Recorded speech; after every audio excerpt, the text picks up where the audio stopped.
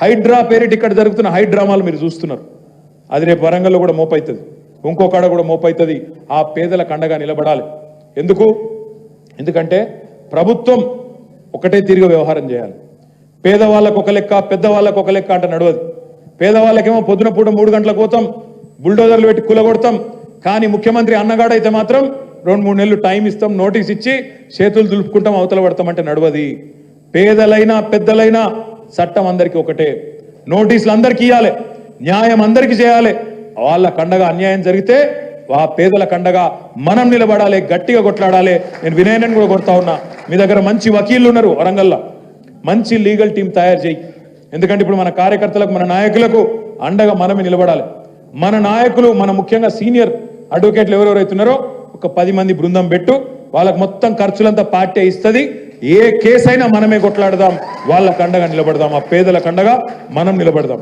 ఇట్లా నువ్వు పేదల్లో మళ్ళొక్కసారి భరోసా నింపి వీళ్ళు చేయని పనులు చెబుతూ ఇచ్చిన హామీలు ఎట్లా తుంగలో దొక్కుతున్నారో 420 హామీలు ఇచ్చిర్రు, 1 కాదు 2 కాదు, 420 హామీలు ఇచ్చిర్రు. 6 గ్యారెంటీలు ఒకటే కాదు, ఇంకొక 414 వేరే ఉన్నాయి. మొత్తం కలిపితే 420 అవుతాయి. ఆ 420 హామీలు, అడ్డగోలు హామీలు, అడ్డగోలు మాటలు ఏవేవైతే ఇచ్చిండ్రో వాటి విషయంలో ఎప్పటికప్పుడు ఎండగడుతూ మీరు నెల నెల మీటింగ్ పెట్టుకుంటా అన్నారు.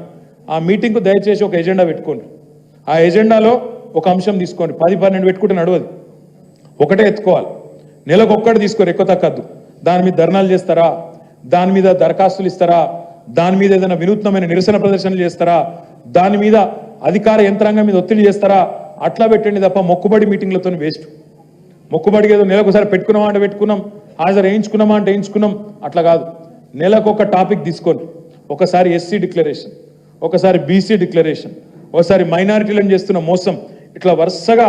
ఎందుకంటే ఇంకా 4 ఏళ్ళు ఉంది, 48 నెలలు ఉంది, 48 మీటింగ్లు పెట్టాలి. నువ్వు 48 మీటింగుల్లో ప్రతి మీటింగ్లో ఒక ఎజెండా ఎత్తుకోండి. ఒకసారి ఆటో డ్రైవర్ల సమస్యలు, ఒకసారి ఇంకొక సమస్యలు, పార్టీగా 6 నెలల రోజుల పాటు అదే అంశం మీద స్థిరంగా కొట్లాడదాం. ఈస్ట్తో కూడా సమన్వయం చేసుకోండి. అర్బన్లా అప్పుడప్పుడు మమ్మల్ని పిలవండి, నన్ను, మసోనాచారి గారిని, హైదరాబాద్లో ఉండే ఇంకా ఇతర పెద్దల్ని, ఇంకా ఇతర జిల్లాల నుంచి కూడా పెద్దల్ని పిలుచుకోండి.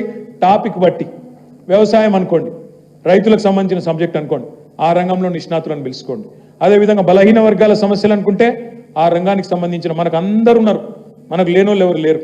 అన్ని వర్గాలకు, అన్ని కులాలకు, అన్ని మతాలకు సంబంధించిన నాయకులు, మంచి నిష్ణాతులు, ఐడియా ఉన్నోళ్ళు, అవగాహన ఉన్నోళ్ళు అందరు ఉన్నారు. కాబట్టి వాళ్ళ ఆధ్వర్యంలో మీటింగులు చేసుకుందాం. పార్టీ నిర్మాణం మీరు చెప్పింది వాస్తవం. మళ్ళొక్కసారి పోయిన చెత్త అంతా, స్క్రాప్ అంతా వదిలించుకొని మంచిగా కొత్తగా ఫ్రెష్గా మళ్ళా కమిటీలు వేసుకోవాల్సిన బాధ్యత ఉన్నది. తప్పకుండా చేసుకుందాం. కృష్ణ గారు అన్నారు శిక్షణ శిబిరాలు పెట్టుకోవాలన్నారు, అది కరెక్ట్. ఎందుకంటే మనది మనమే చెప్పుకోకపోతే, మనం ఏం చేసినామో చెప్పుకోకపోతే, ఏం చేస్తున్నామో చెప్పుకోకపోతే, అవతల వాడు ఎంత మోసం చేస్తున్నాడో మన వాళ్ళకు విడమర్చి చెప్పుకోకపోతే ప్రజలకు ఎట్లా చెప్తామన్నది పాయింట్. ఇంకొక మాట కూడా నేను చెప్పాలి. గతంలో జరిగిన తప్పులు, గతంలో జరిగిన పొరపాట్లు జరగకుండా చూసుకోవాల్సిన బాధ్యత కూడా మన మీద ఉంది. మళ్ళీ అధికారంలో